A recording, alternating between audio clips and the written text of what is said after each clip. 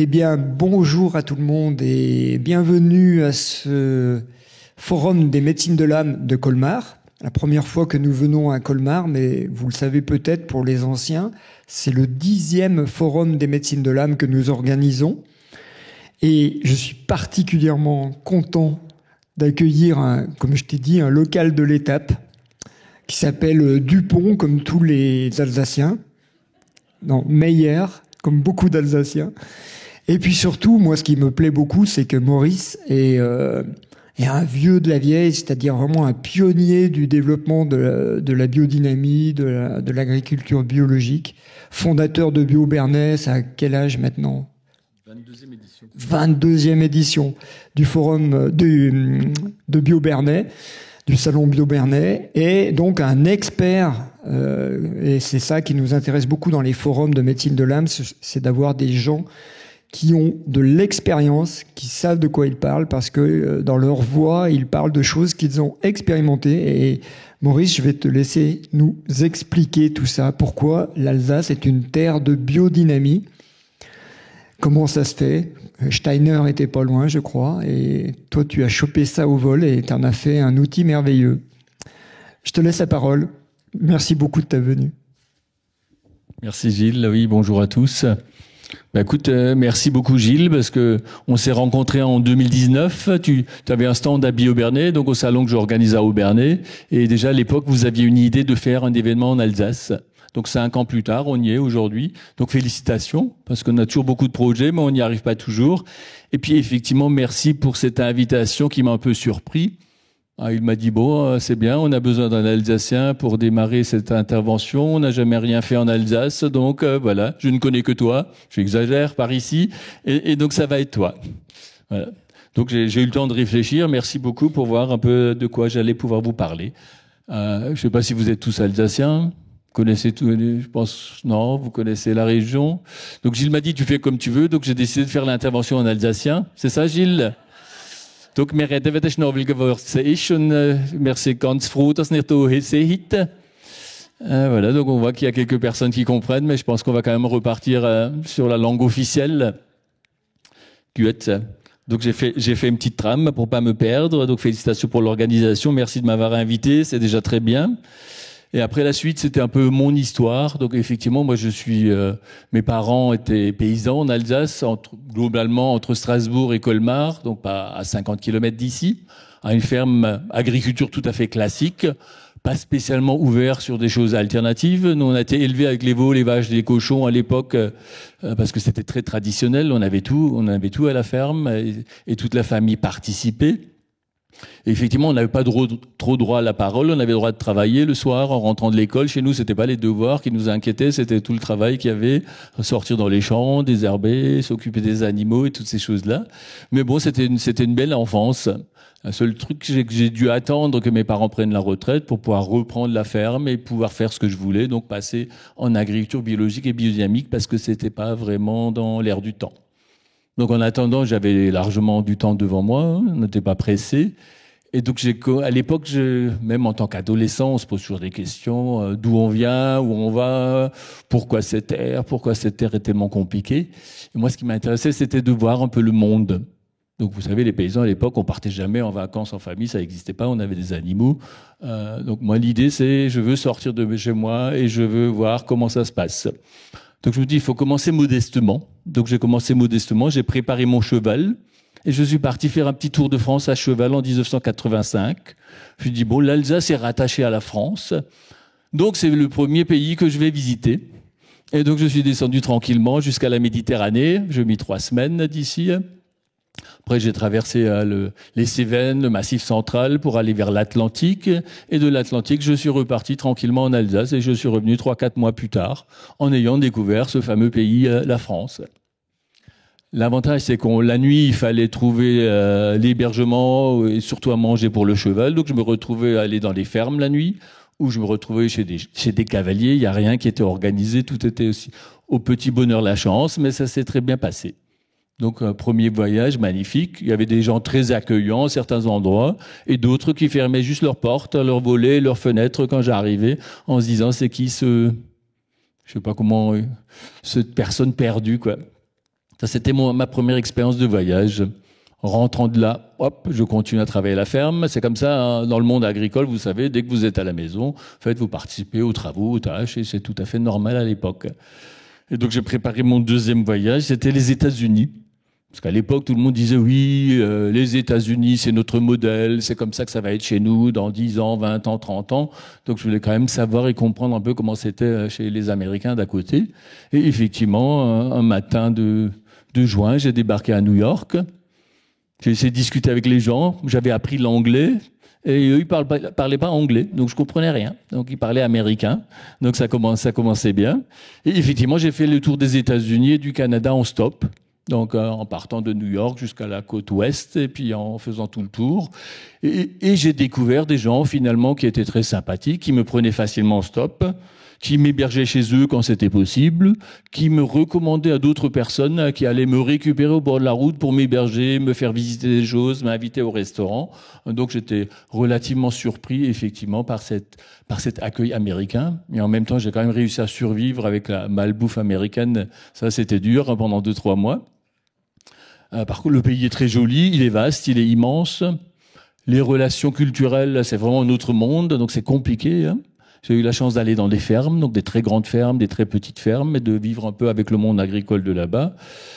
C'était vraiment un autre monde, donc ou bien très très riche et très technique, ou bien carrément à l'époque 60% des producteurs américains étaient double actifs, et le gars, le matin, il fallait qu'il ramasse les enfants avec les bus, la dame allait travailler à la poste l'après-midi, et puis encore un autre membre de la famille s'occupait d'autre chose.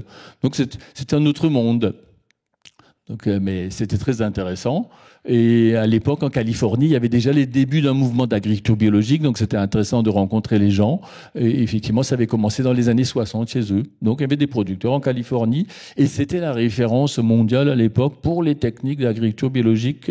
Biodynamique, c'était un peu plus rare.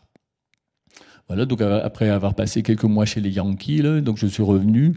À l'époque, c'était déjà les VTT, ça n'existait pas chez nous, le téléphone sans fil, ça n'existait pas chez nous, les voitures 4x4, donc c'était un peu une plongée dans le futur, mais un futur très matérialiste d'un côté, bon, qui me branchait pas plus que ça.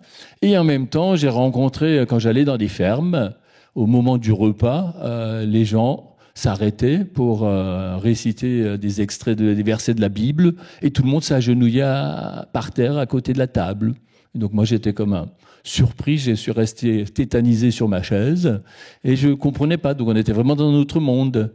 Et les gens qui me rencontraient, ils voulaient tous me faire découvrir qu'est-ce que c'est les évangélistes, qu'est-ce que c'est. Donc il y avait une foison de diversité au niveau religieux, qui m'avait étonné, parce que moi je voyais ce pays très matérialiste, et plus les bouddhistes, les derniers 68 arts, etc. Donc j'ai rencontré des gens ouverts sur le monde entier, et qui n'avaient pas de limite à ce niveau-là. Donc ce qui les intéressait, ils pouvaient le faire, ils pouvaient le dire aux voisins, et tout le monde acceptait, surtout sur la côte ouest, en fait, à l'époque. Donc ça, c'était une surprise, en fait, de ce voyage américain aussi. Donc ça nous ramène à 86. Après, je suis retourné travailler à la ferme, bien sûr. Et en 87, je me suis dit, bon, j'ai fait quelques études. En fait, mon objectif à l'époque, à 17 ans, c'était de sortir de l'école, parce que j'avais marre de l'école. C'était pas mon truc, étudier. Et donc, je trouvais que c'était un peu limite ce que j'avais fait. J'avais fait un BEP agricole, et c'était un peu basique. Donc, je me dis, bon, c'est quand même bien de faire quelques études. Donc, je suis retourné à l'école pendant 1 an et demi. Donc, au lieu d'aller à Aubernais au lycée agricole en Alsace, je suis allé à Toulouse au lycée agricole. Donc, ça me permettait d'être à l'autre bout de la France et de découvrir encore d'autres régions, d'autres mentalités, d'autres personnes. Donc, ça, c'était top. Et puis, suite à ça, je me dis quand même, voyager, c'est super. Et donc, il faut continuer à découvrir le monde et comprendre comment ça marche. Donc, quand je suis sorti de mes études en 88, j'ai dû travailler un peu pour avoir un peu d'argent. Donc, j'ai travaillé pendant 6 mois. Et début 89, je suis parti d'ici d'Alsace en stop, et je suis allé jusqu'en Afrique du Sud. Donc vous voyez le parcours, vous voyez la carte de l'Afrique à peu près. Voilà, et l'idée c'était de découvrir les pays, de découvrir les agricultures, de découvrir les gens. Donc direction l'Espagne, ça c'était facile, Gibraltar, un petit bateau, et on se retrouve au Maroc. Et au Maroc, le stop, ça marchait pas trop, donc il fallait prendre le train. Et à l'époque, il existait une 4e classe dans le train au Maroc, ça n'existe plus, donc c'était des banquettes en bois, toutes simples. Et par contre, ce qu'il y avait, c'était très populaire. Mais la première surprise, c'est que dès que quelqu'un mangeait quelque chose dans le train, il allait partager avec ses voisins. Et donc, je me suis retrouvé à manger tout le temps, en fait, parce que les gens qui étaient 100 fois plus pauvres que moi et qui voyageaient, en fait, ils avaient tous des oranges, des machins, des ci et ça. Tout ce qu'ils avaient amené, en fait, ils partageaient avec tout le monde dans le compartiment. Donc ça, c'est une surprise aussi pour un Alsacien qui vit plutôt reclus dans sa famille, dans son village, dans son clan, et là, de se retrouver avec des gens qui vous connaissent ni d'Adam ni d'Ève et qui sont prêts à partager le peu qu'ils ont. Ça, c'était une autre début de surprise, et c'était que le début. Donc ça, c'était le Maroc, Algérie, traversée du Sahara, en stop, dormir dehors à la belle étoile, et se retrouver juste avec la Terre, et puis tout le cosmos et toutes les étoiles. Donc c'est vraiment magique. Donc de se réveiller à 4 heures du matin et de voir des caravanes de chameliers passer encore. Donc c'est vraiment un autre monde. Ou à 5 heures du matin, un petit scorpion qui passe sur le sac de couchage et qui va un peu plus loin. Et le matin, ne pas oublier de bien nettoyer ses chaussures avant de les remettre, parce que les scorpions, les serpents et tout ça, ils aiment bien les petits endroits bien sombres.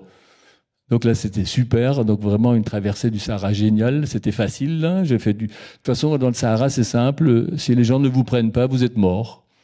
Donc il y a une solidarité comme ça qui se fait à tous les niveaux. Et moi, j'ai eu de la chance. Je suis tombé sur 3 étudiants hollandais qui avaient 3 voitures. Et donc, ils m'ont emmené, ils avaient largement de la place, et puis je pouvais rouler même de temps en temps. Et dans le coffre, ils avaient du bois qui venait du Pays-Bas. Et le soir, on faisait un petit feu de bois dehors parce qu'il fait froid. Et puis, on faisait à manger et on dormait dans le sable. Donc, magnifique expérience. Arrivé de l'autre côté du Sahara, on se retrouve en Afrique noire. Alors, ceux qui connaissent le Sahel un peu ou l'Afrique noire, c'est quand même compliqué. C'est les pays les plus pauvres au monde à l'époque, que ce soit le Niger, que ce soit le Burkina Faso et tout ça. Donc on se retrouve directement en face avec des gens qui ont très peu, des gens qui ont faim des fois, des gens qui meurent pour pas grand-chose. Donc on peut se remettre en cause à ce moment-là, et on se rend compte que finalement on est bien au chaud en Alsace et en France, on a tout ce qu'il faut. Quand on est malade, il y a des médecins, il y a des hôpitaux, et dans certains endroits on n'a pas ça, on n'a pas accès à ça. Plus l'alimentation hyper épicée. Donc c'était pas mal pour un Alsacien. Hein. Donc Niger, Burkina. Par contre, c'était toujours facile de voyager, on faisait du stop, mais il y avait très peu de voitures, et souvent c'était des expatriés français ou d'autres pays qui vous récupéraient, parce que les gens des pays n'avaient pas de voiture à l'époque, et ils vous amenaient chez eux, ils pouvaient vous loger, vous aider. Donc c'était relativement facile, je trouve. Donc après ça, il y avait le Nigeria à traverser. Alors je ne sais pas si vous connaissez un peu le Nigeria, c'est un pays où il y a des centaines de millions d'habitants. C'est très compliqué, c'est très pauvre, c'est très violent. Et je me retrouvais à dormir dans la rue des fois, dans certaines villes comme Kano, où il y avait 10 000 personnes qui dormaient dehors la nuit, tellement ils étaient pauvres. Et moi, j'ai embauché un gars qui me surveillait la nuit pendant que je dormais, afin que mes affaires ne disparaissent pas. Et donc, pour quelques francs, à l'époque, c'était des francs CFA, on a quelqu'un qui vous surveille la nuit pour être sûr que vous allez vous réveiller le lendemain et que personne ne va vous dévaliser ou quoi que ce soit. Et une misère extrême, les gars, ils avaient juste un short et un t-shirt, et c'est tout ce qu'ils avaient comme propriété. Et des fois, ils avaient une famille à l'autre bout du pays qu'ils n'avaient plus vue depuis 5 ou 10 ans, et ils rêvaient tous de venir en Europe. Et bien sûr, ils n'avaient pas de papier, ils n'avaient rien. De toute façon, ils ne parlaient pas français. À l'époque, c'est de l'anglais, la langue officielle du Nigeria. Donc, une autre claque dans des pays comme ça, où il y a des centaines de millions d'habitants qui sont dans des situations très, très difficiles et qui pensent qu'à une seule chose, c'est regagner, venir en Europe même si c'est quasiment impossible pour eux. Donc, je ne suis pas resté longtemps au Nigeria parce que c'est quand même compliqué, c'est quand même stressant. C'est une expérience que je conseille à ceux qui sont aventuriers et pas aux autres. Hein. Sorti du Nigeria, le Cameroun, c'était plus facile, c'était tranquille. La nuit, dans des petites huttes au milieu des villages africains, avec une personne dehors qui vous faisait des galettes à base de haricots. Donc intégré, donc c'était facile. Et puis après, on se retrouve quasiment pendant tout ce voyage, on voit les différents types d'agriculture aussi. Au Maroc, c'est les gens qui travaillent avec les ânes, avec les mulets, ou qui travaillent à la main. Et puis dès qu'on descend un peu plus loin, en fait, ils travaillent juste avec leur daba, c'est-à-dire une binette. Et tout le travail se fait manuellement et tout se porte sur le dos. Donc on se rend compte que l'agriculture devient de plus en plus simple. Donc on n'a même plus les moyens d'avoir des animaux, quoi que ce soit. Il faut tout faire soi-même à la main. Et ce qui est particulier en Afrique aussi, ce qui va vous intéresser aussi, en Afrique, les esprits sont présents partout. Donc les esprits des ancêtres, les esprits du village, les esprits des plantes, les esprits de la terre, les esprits des animaux. Et donc c'est quelque chose à prendre en compte et que moi je ne connaissais pas spécialement. Hein. Donc j'ai découvert les esprits par là-bas et je pensais que chez nous il n'y en avait pas. Donc mais ça, il y a d'autres conférenciers qui vont parler de tout ça. Mais en tout cas, cette omniprésence de où on vient, pourquoi on est là, de cette force des ancêtres, de ce culte des ancêtres, de ce respect des ancêtres et du respect des choses invisibles et de tous ceux qui sont morts. Ici, à l'époque, moi, je n'avais pas du tout la conscience de ça. Donc ça, c'est ce que l'Afrique a pu amener à un moment. Puis après, on se retrouve dans la forêt équatoriale. Là, les gens vivent de la cueillette et de la pêche. Donc, ils vont chasser les singes, on mange des serpents, et on cueille des bananes ou des choses comme ça. Et effectivement, j'étais hébergé par les gens du coin dans les mêmes conditions qu'eux. Donc, on arrivait dans une famille. Je me souviens, c'était monsieur, il était proviseur d'un collège, il avait 5 femmes et 36 enfants à la maison. Et donc, on se retrouvait immergé dans la famille. Je t'emmène chez moi, mais en fait, on est à 45. Et donc, c'est une vie tout à fait différente. Et j'avais quand même la chance d'avoir la seule chambre individuelle d'un enfant qui me l'avait laissée pour pas me retrouver au milieu de 40 personnes, parce que c'est pas du tout dans nos gènes et dans nos habitudes. Donc ça, c'était une autre bonne expérience. Donc on continue. Après les expériences un peu plus difficiles, c'est qu'il y a les mercenaires, il y a l'armée, il y a des militaires partout. Donc à certains endroits, quand vous voulez passer, il faut payer, sinon vous ne passez pas. Puis d'autres endroits, vous vous retrouvez avec un pistolet mitrailleur dans le dos, un couteau sous la gorge, et les gens vous demandent des choses. L'avantage, c'est que les Français, on laisse relativement tranquilles, parce que les Français sont comptés. On sait qu'ils ont des papiers qui sont enregistrés quelque part, alors que les Africains, s'ils disparaissent, c'est pas grave. C'était comme ça. Et c'était des mercenaires, c'était des gens qui étaient souvent pas payés depuis 6 mois ou 1 an. Et effectivement, ils avaient comme mission de garder les frontières ou des passages, et ils se débrouillaient comme ils pouvaient. Et souvent, c'était violent. Donc, quand c'était violent, j'intervenais des fois, et quand j'intervenais, ça devenait délicat. Mais comme ils savaient qu'il y avait une ambassade, un consulat pas loin, ils ne pouvaient pas toucher à l'étranger. Alors que tous les gens qui traversaient la frontière à cet endroit-là, ils se faisaient tous racketter, il n'y a pas le choix. Hein. C'était comme ça. Donc ça, c'est quelque chose qu'on ne connaît pas ici. On n'a pas l'habitude. Même si demain, on peut offrir une bonne bouteille de vin d'Alsace à un gars à la mairie pour qu'un dossier aille un peu plus vite, c'est une chose. Mais là, de se retrouver coincé, être obligé de payer, racketter à tous les niveaux de la société, c'est quand même quelque chose qu'on connaît pas trop chez nous, et on est bien content que ce soit comme ça. Donc toujours en continuant, on se retrouve dans des pays comme le Zaïre, à l'époque, qui était à feu et à sang. Il n'y avait pas de route pour faire du stop, c'est compliqué, c'était la saison des pluies. Il y avait des trains, mais les trains se faisaient attaquer par des brigands tous les jours. Et donc c'est le seul endroit où j'ai pris l'avion un moment pour traverser le pays, parce que c'était vraiment trop casse-gueule. Après, arrivé de l'autre côté, on arrive en Zambie, au Zimbabwe, c'est complètement différent. Donc, on se retrouve avec des anciennes colonies britanniques. On roule à gauche, c'est organisé, il y a des routes, il y a des trains. Les trains sont magnifiques parce qu'ils datent des années 50, donc ils sont tous en bois, des fois en vapeur encore. Donc. Et puis, il y a effectivement les parcs nationaux, il y a les animaux, et il y a un petit accueil. On sent qu'il y a beaucoup moins de tensions qu'en Afrique, dans le Sahel, en Afrique centrale et tout ça.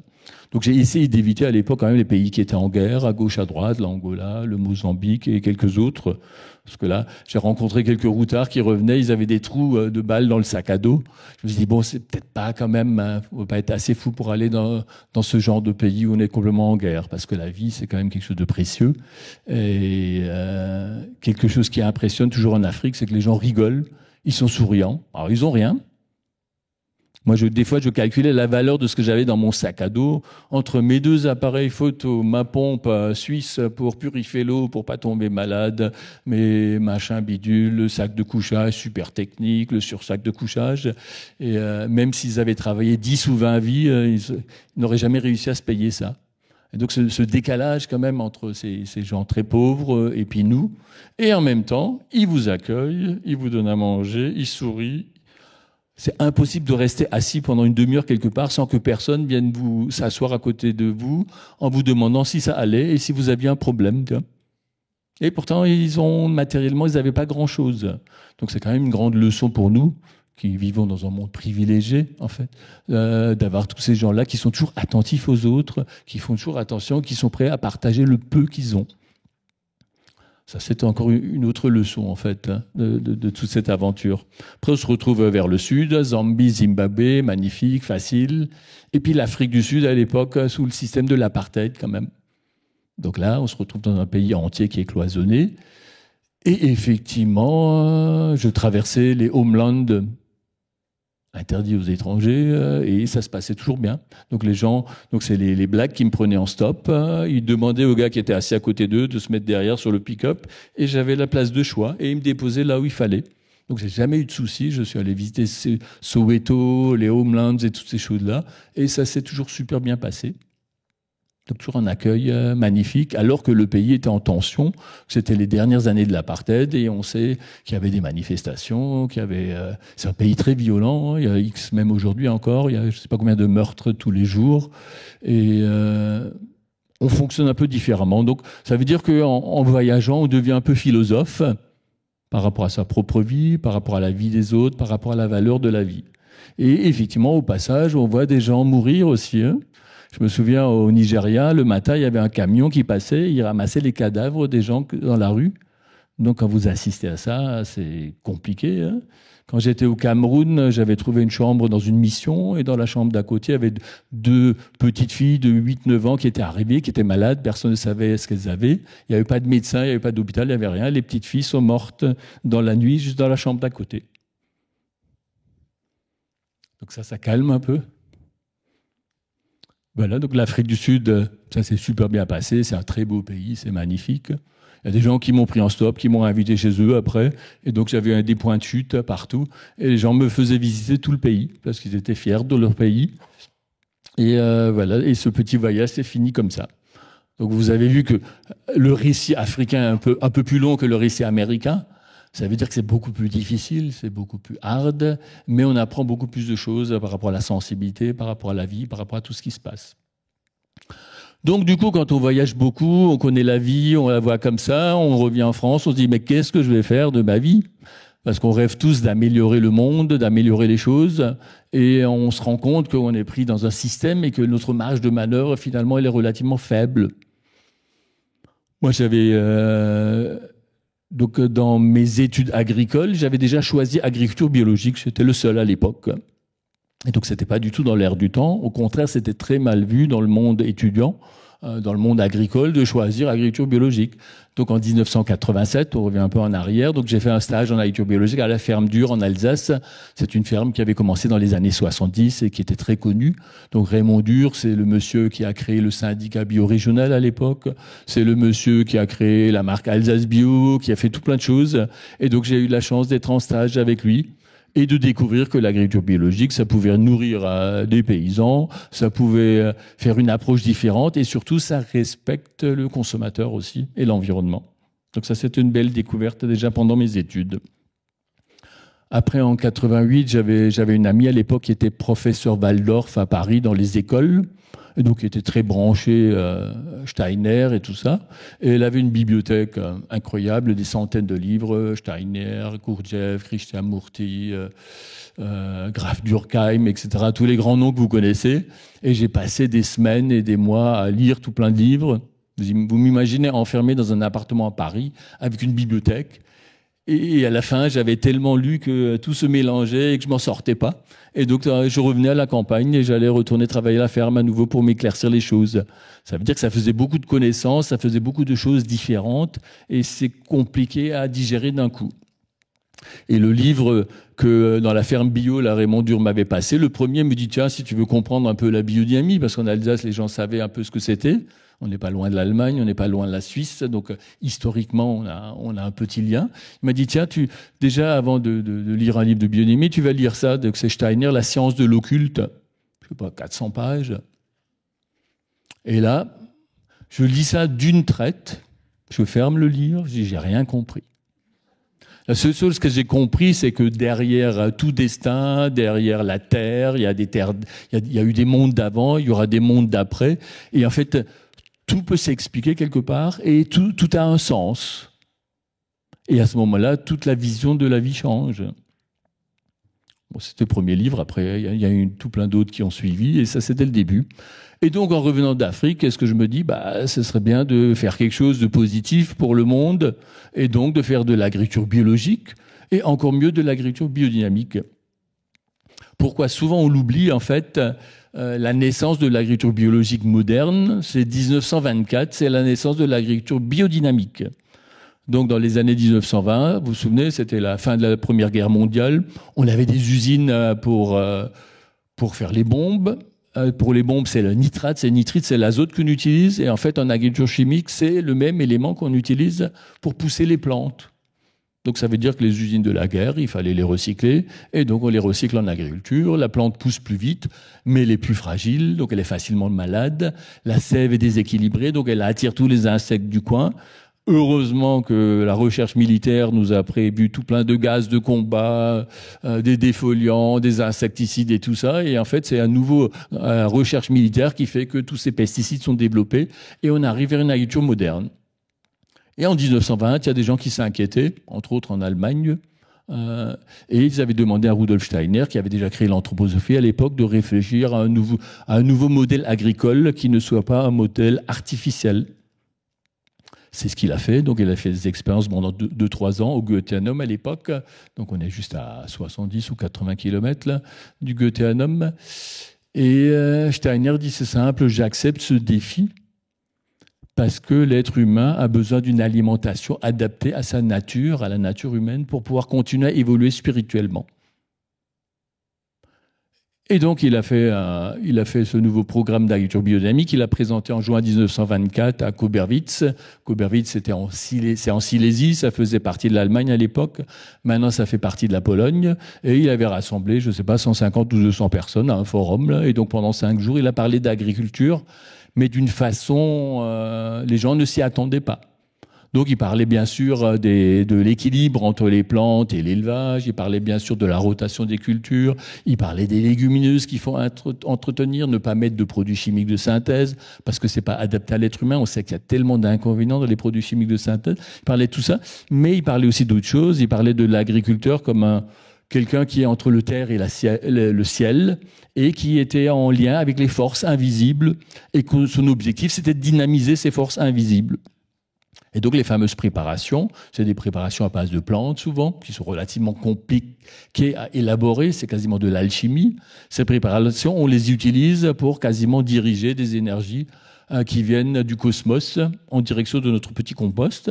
Le petit compost, on va le mettre sur le sol, les plantes vont en profiter, et l'objectif, c'est que l'être humain ait une alimentation qui soit adaptée à sa nature, qui n'est pas seulement matérielle. Bon, c'est pas seulement des lipides et des glucides qu'il nous faut, vous le savez, c'est des minéraux, des oligo-éléments, et même le côté vivant, l'énergie et la vie de l'aliment.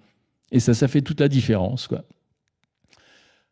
Le fait qu'il parle d'une agriculture naturelle, en fait, c'était la première fois qu'on avait une méthode holistique, et c'est vraiment le début de l'agriculture biologique moderne. Après, l'agriculture biologique, c'est simplifié. Ça veut dire, ah tiens, on va enlever les préparations parce que c'est beaucoup de travail, on va enlever ci, on va enlever ça. Mais les légumineuses, la rotation des cultures, l'équilibre entre l'élevage et la culture, c'est quelque chose qui est resté. Et ça a donné ce qu'on connaît aujourd'hui, c'est-à-dire 10% des terres en France qui sont en agriculture biologique et quasiment 15% des producteurs. Et d'ailleurs, en Alsace, en 1990, on était un peu précurseur parce qu'il y avait déjà 30 personnes qui faisaient de la biodynamie en Alsace, alors qu'il y en avait peut-être 20 dans tout le reste de la France.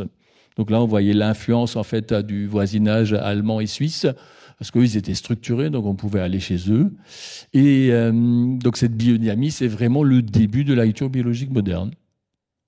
Souvent, on l'oublie parce que c'est une simplification, mais à l'époque, ils n'auraient pas été là pour mettre les bases de tout ça. En fait, il n'y aurait pas eu de base. Aujourd'hui, c'est une réglementation européenne, donc il est simplifié, il faut que ça colle à tous les pays européens. Donc on a tout simplifié. Mais on est toujours dans une méthode qui est intéressante, sans pesticides, sans engrais de synthèse, etc.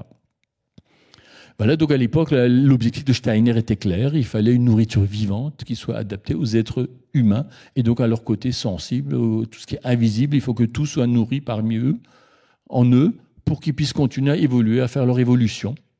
Ça, souvent, c'est quelque chose qu'on oublie entièrement.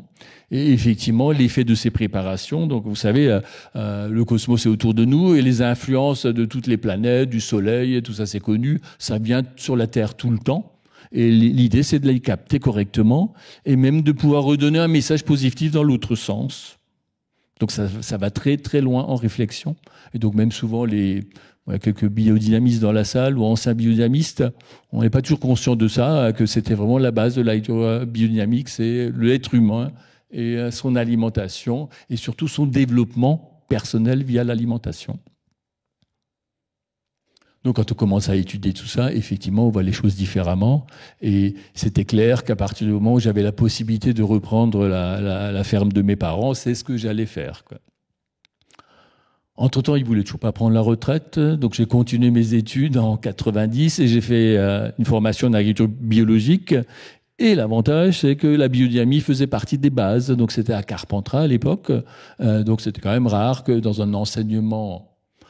un établissement d'enseignement agricole en France, on parle de la biodynamie, on a tous les livres de Steiner et tout ça. Et c'était à Carpentras à l'époque, au pied du Mont Ventoux. Et là, on avait aussi toutes les méthodes alimentaires qui existaient. Vous savez, entre les méthodes, entre les Japonais, et Steiner avait aussi créé une méthode qui s'appelle l'alimentation dynamique, où on mange un type de céréales en fonction des jours, et les jours, c'est en fonction, bien sûr, ça vous le savez, en fonction des planètes, etc. Donc on avait 10 méthodes agricoles différentes et 10 méthodes alimentaires différentes. Et souvent, les agriculteurs, ils oublient pourquoi ils produisent. Ici, en plaine d'Alsace, on produit beaucoup de maïs, en fait, mais les gens, ils vous disent pas où ça va. Et puis, de toute façon, moi, je mange pas du popcorn matin, midi, soir, donc c'est pas pour nourrir les gens d'ici. Donc ça va à l'industrie, ça va à l'alimentation animale. On retire quelques éléments, ça va sur le Rhin, ça va sur des bateaux, et après, ça finit en Hollande pour les élevages industriels de poulets et de porcs. Donc ça, c'est ce qu'on produit, en fait, dans la plaine d'Alsace, quand vous voyez du maïs partout. Donc c'est sûr que c'était pas le type d'agriculture qui allait m'attirer et c'est pas du tout une chose à faire, etc. Moi, l'objectif de l'agriculture, c'est simple, une alimentation adaptée aux consommateurs pour qu'ils vivent le mieux possible, déjà sa santé de base, et effectivement, s'il a envie d'évoluer, qu'il ait les capacités et l'énergie en lui pour le faire, quoi. Là, je crois que j'ai perdu un peu mon fil, donc je vais essayer de le reprendre. Et bien sûr, le fait de fréquenter le monde biodynamique, anthroposophique, on apprend tout plein de choses et on apprend le vrai sens des choses, la vraie base. Et donc derrière tout ça, moi j'ai fait des formations aussi qu'on a utilisées au niveau pratique. Alors tout ce qui est développement personnel, qu'est-ce que je me dis, tout ce qui est énéagramme, j'ai vu qu'il y avait des interventions sur l'énéagramme il y a 30 ans. Je me promenais déjà avec un livre et essayais de comprendre quel énéatype je pouvais être. Je vais peut-être trouver. On en discutera après avec les spécialistes. J'avais fait des formations en systémie aussi, donc tout ce qui est constellation familiale, parce que c'est les ancêtres déjà en Afrique, c'était sûr qu'ils avaient ce qui leur était arrivé, c'est sûr que ça avait un impact sur aujourd'hui, ça c'était clair. Et on commençait à connaître des gens qui font des constellations et qui savent. Et quand on comprend l'arrière-plan, effectivement, c'est bien de manger biodynamique pour évoluer, mais on se rend compte que ça suffit pas. Si on a trop de casseroles dans la famille, trop de choses, c'est compliqué. Et moi, j'ai découvert des choses dans ma famille que je connaissais pas du tout, effectivement. Un exemple, ma mère a toujours été très mal acceptée dans la famille de mon père. Et en fait, en retournant en arrière, finalement, il s'avère que sa mère s'était mariée et puis ma mère est née juste 5 mois après le mariage. Or, 5 mois après le mariage, c'est un peu court, hein, on n'avait pas raccourci les périodes. Donc ça veut dire qu'il s'était passé quelque chose, qu'elle avait quelqu'un d'autre avant, et elle était forcée de se marier. Et ça a donné ma maman, et ma maman a toujours eu du mal à se faire accepter dans le village, par la famille et tout ça. Pourtant, elle était gentille, hein, c'était ma mère, hein, c'est normal. Et je comprenais jamais, en tant que gamin, pourquoi est-ce que c'est possible qu'une personne qui soit bien, qui soit gentille, ne soit pas acceptée par sa propre famille et par son environnement. Parce que même son père, c'était compliqué. En creusant et en tombant sur des secrets de famille, comme ça, on peut comprendre que c'était vraiment compliqué. Et on a tous un peu des histoires dans notre famille, des secrets, ça on le connaît. Et grâce à ça, on peut voir un peu plus clair et on peut effectivement rééquilibrer un peu les choses. Donc c'était passionnant, en fait, de faire quelques années de formation en systémie à ce niveau-là. Après, j'avais eu l'occasion de faire un peu de kinésiologie. Donc, bon, c'est bien, ça marche pas, c'était intéressant. Et il y a 3-4 ans, donc moi j'ai une ferme où on produit des légumes sur 22 hectares, donc entre Auberne et Strasbourg, on est en biodynamie, et effectivement on a une dizaine de personnes à travailler, donc on fait de la vente directe. Et il y a 3 ans, on a embauché un gars qui était en train de faire une formation de kinésiologie. J'ai dit, ah, tiens, intéressant. Et en fait, on a développé une méthode où on peut rentrer en contact avec le sol et les plantes quand on a un problème dans les champs. Donc j'ai fait un genre de grand tableau, ok, on va là, le sol, les plantes, l'eau, etc. Et quand on a un problème dans les champs, il y a 2 ans, il y avait un champ d'orge qui était complètement jaune au printemps, là, au mois de février-mars, alors qu'il devrait être vert. Donc on teste ce genre de choses et on tombe exactement sur la problématique qu'il peut y avoir dans sa parcelle. Et l'avantage, c'est qu'on peut voir exactement qu'est-ce qu'on peut faire pour remédier à ça. Par exemple, on peut savoir si la plante a assez à manger, ou s'il faut lui redonner quelque chose. On peut savoir si la plante a la bonne place dans sa rotation, si la plante a un déséquilibre à gauche, à droite. Et donc, on peut poser des questions très concrètes. Est-ce qu'il faut faire un passage de RC-tri pour aérer un peu le sol? Ou est-ce qu'il faut plutôt éviter? Est-ce que le travail du sol était bien? Et on arrive à poser toutes ces questions-là de façon très, très simple et de façon très, très fluide. Donc, il faut une personne qui se mette en relation avec le champ et la plante et une personne qui fasse les tests. Et on suit ça.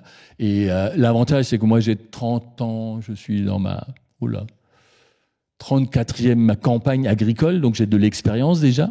Mais pour mes jeunes collègues, une plante qui est malade, il y a tellement de possibilités.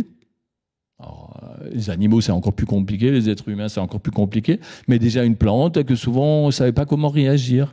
Et grâce à cette méthode-là, de façon très simple, on arrive à pointer le problème. Et souvent, on arrive à trouver la solution la plus équilibrée. Donc, il y a un genre de sagesse comme ça, entre le sol, la plante, les animaux, les agriculteurs, et on arrive à avoir des réponses très, très concrètes et qui sont vraiment très, très pratiques, quoi. Donc, il n'y a rien de farfelu dans l'histoire. Il manque un peu d'azote, il manque ci, il manque ça.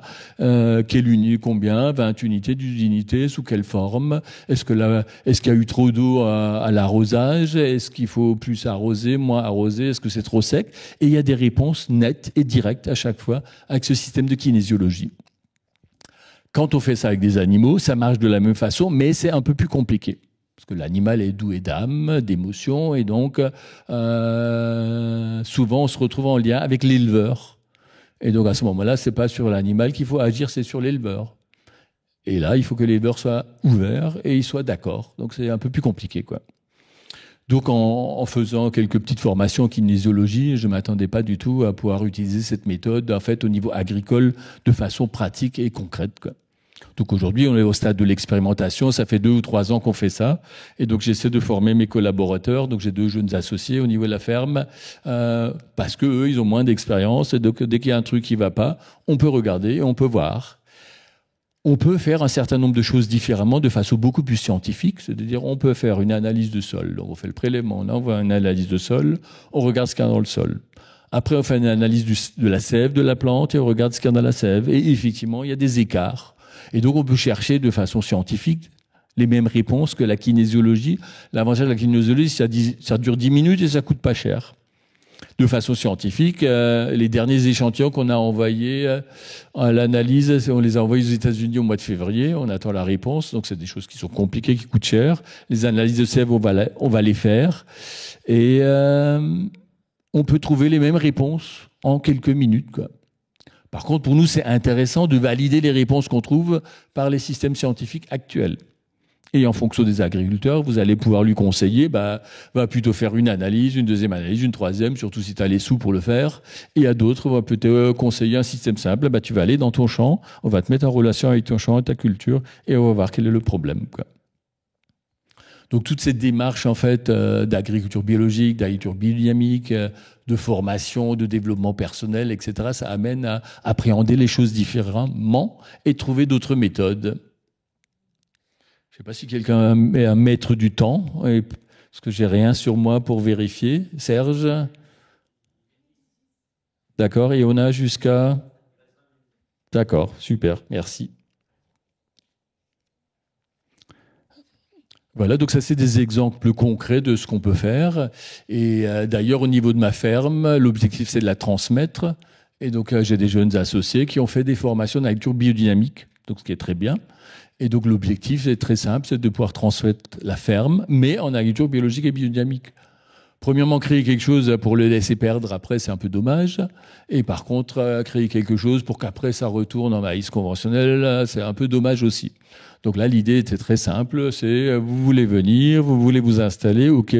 Nous avons un outil qu'on développe depuis 30 ans, ça marche très bien. On fait de la vente directe à 80%, donc on accueille 500 clients toutes les semaines quasiment, et on a une super équipe.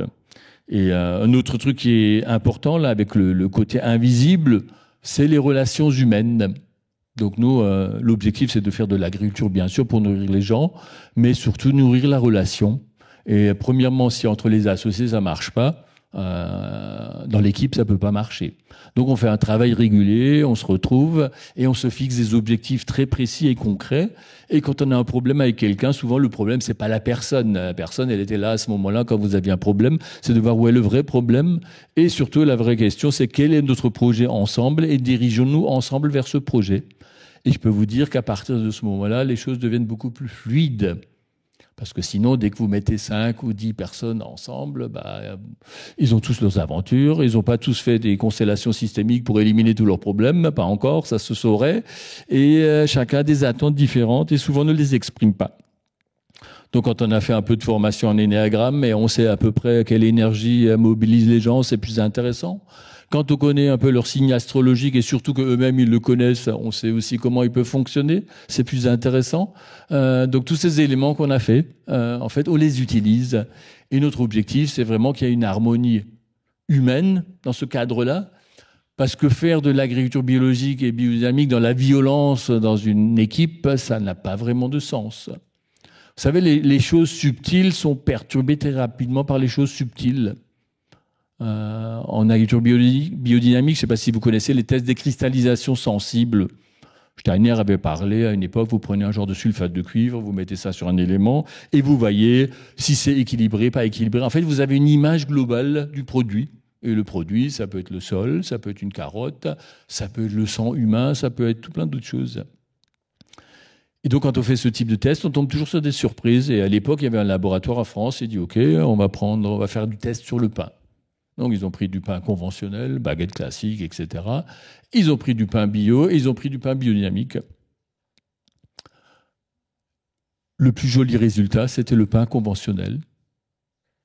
Alors là, tout le monde déçu. On se dit, c'est des tests qualitatifs, on est les meilleurs en bio, en biodynamie, et c'est l'autre gars. Et donc, ils ont dû chercher pourquoi. Donc, aller plus loin. Et en fait, le gars qui faisait la baguette classique, c'était un passionné du pain. C'était sa passion. Donc, il mettait tout son amour, tout son travail, toute sa passion dans ce produit-là. Et du coup, de vouloir prouver que la farine biodynamique était mieux et le pain, ça ne marchait pas. Ça veut dire qu'il y a toujours l'empreinte invisible, indélébile de celui qui fait. Donc, si dans une ferme biodynamique, on se bat entre les associés, on se bat dans l'équipe ou on se bat avec les clients, on ne va pas aller loin. Et on va détruire un peu ce côté subtil, en fait, qui relie tout le monde. Par contre, ça s'entretient et c'est du travail permanent. Donc nous, quand on a des problèmes, on se retrouve tranquillement autour de la table, on discute. Donc on passe un certain temps avec ça. On fait intervenir des gens extérieurs aussi. On fait former les gens à des techniques alternatives si ça les intéresse. Et tout ça, ça devient un champ global, en fait, qui marche relativement bien. Donc ça veut dire que cette changement d'orientation, cette remise en cause, elle est très profonde. Et en fait, il faut le faire avec tout son être, sinon ça devient juste une technique et ça va pas très loin. Et quand les gens en face sont sensibles, ils se rendent compte si votre truc c'est juste un vernis, si c'est juste une image ou si c'est une réalité qui est vécue. Voilà, il y a des gens qui partent, donc c'est peut-être l'heure, non, de s'arrêter. En tout cas, moi, ce que j'aime bien, donc j'ai parlé un peu, c'est d'échanger aussi avec le public. Donc, est-ce que vous avez des expériences, des remarques ou des questions? Aujourd'hui, je ne suis pas allé dans les techniques d'agriculture biodynamique parce que vous expliquez que effectivement c'est intéressant là qu'il faut dynamiser une préparation pendant 60 minutes parce que c'est en lien avec tout plein de choses, on peut le faire. Les préparations sont en lien avec les différentes planètes, donc ça peut devenir très technique, mais c'était pas l'objectif. Sauf si vous voulez tous vous installer en agriculture biodynamique, à ce moment-là, on se retrouvera à un autre moment et on le fera. En tout cas, l'idée, c'est de pouvoir échanger de façon très libre. Et donc, si vous avez des questions à poser, que ce soit par rapport au parcours, par rapport aux différentes techniques, je suis tout à fait ouvert à y répondre. Alors, je ne sais pas si techniquement, il y a quelque chose qui est... Ah bah oui, monsieur est là, avec son micro. Donc, tout est prévu. C'est magnifique ici. Hein. Donc, est-ce que quelqu'un aurait des remarques, des questions, des compléments ou une propre expérience? Je sais que monsieur a fait de la biodynamie, là, au fond, pendant quelques années. Oui, Ariane, ancienne agricultrice. Moi, ce qui m'intéresse, c'était alors deux choses. La kinésiologie, c'est des questions qui sont fermées, c'est oui ou non. Et Oui. moi, dans ma pratique, puisque j'ai découvert la médecine symbolique et que je travaille avec les baguettes, c'était la corrélation qu'il pouvait y avoir entre l'humain et la nature, et la terre, par exemple. Quand vous dites au niveau de l'orge, etc., qu'elle est jaune, est-ce que vous cherchez aussi la relation qu'il pourrait y avoir entre vous, agriculteurs, et la terre? C'est-à-dire, moi, là, je ferme les yeux pendant quelques secondes et je vois tous mes champs, je sais que les cultures qu'il y a dessus, comment elles se portent, etc. Donc les champs font partie de moi aujourd'hui. Oui, c'était dans le sens où on pourrait très bien avoir, vous l'avez dit vous-même, c'est l'implication, c'est l'état d'esprit. Et on pourrait très bien se dire, ben, un jour qu'on est moins bien ou qu'on est en colère, etc., qu'il peut y avoir une répercussion à ce niveau-là, au niveau de la nature, nous l'avons déjà constaté. Est-ce que vous êtes aussi dans cette interrogation-là?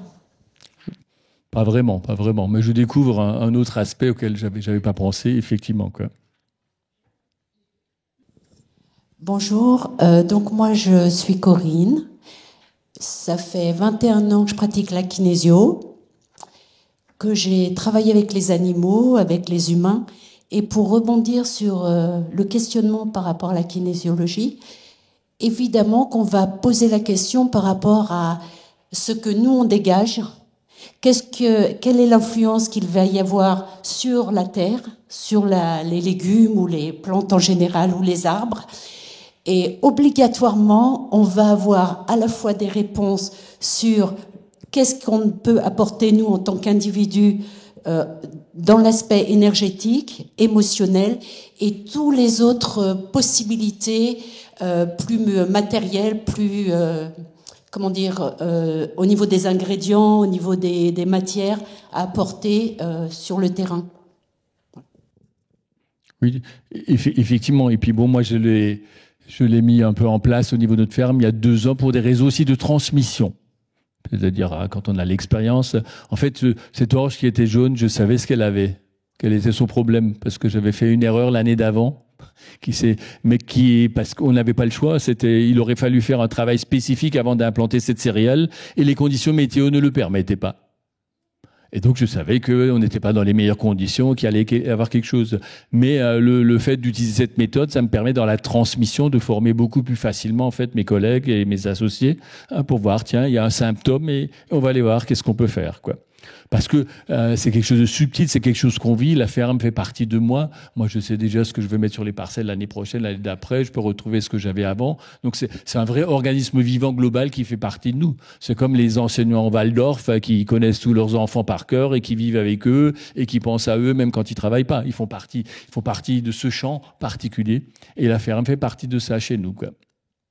Et tout le monde participe effectivement chez nous de façon libre à l'élaboration des préparations, à la mise en place dans les champs, etc. Et peut poser des questions. Donc il y a un lien très très particulier. Et une autre chose qu'on oublie souvent, c'est la vie du sol aussi qui va donner une qualité d'aliment. Donc un truc tout simple en agriculture conventionnelle, qu'est-ce qu'on fait? On met beaucoup d'azote, effectivement, un peu de phosphore, ça dépend des endroits, et beaucoup de potasse. La potasse et le magnésium, ça se ressemble un peu électriquement. Donc vous mettez beaucoup de potasse, du coup il y a de moins en moins de magnésium. Résultat, les 40 dernières années, le taux des magnésiums dans les plantes, Il est en chute libre, comme ça. Et comme par hasard, le taux du magnésium dans le sang des êtres humains, il suit à peu près la même courbe. Et qu'est-ce que ça donne, le manque de magnésium ? Fragilité psychologique, émotionnelle, nerveuse, etc., dépression, tout plein de choses qu'on voit de plus en plus dans notre société. Donc c'est une vraie responsabilité et ça ne marche que quand le sol est vivant. D'ailleurs, c'est simple, dans les choses vivantes, ou bien vous faites les choses de façon naturelle, et la nature, le cosmos, etc., fait son travail, ou bien vous faites les choses de façon complètement artificielle. Et l'autre choix, c'est de construire des buildings pour production de salades complètement artificielles où tout est à l'intérieur, tout est maîtrisé. Effectivement, vous n'utilisez pas de pesticides parce que c'est pas nécessaire.